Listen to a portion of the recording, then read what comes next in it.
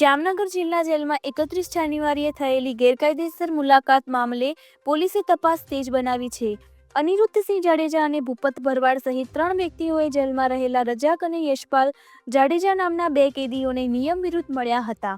જિલ્લા પોલીસ વડા પ્રેમસુખ ડેલુની ટીમે જેલમાં દરોડો પાડી પુરાવા એકત્ર કર્યા હતા.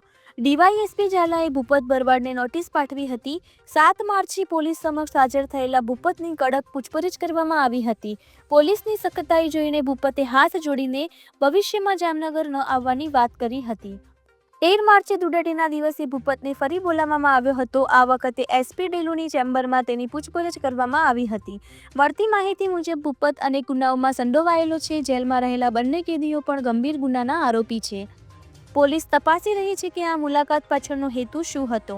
કોઈ નવા ગુનાનું આયોજન કે જૂના ગુનાનો ઢાંક પીછોડો કરવાનું કાવતરું હતું કે કેમ, તે અંગે તપાસ ચાલી રહી છે.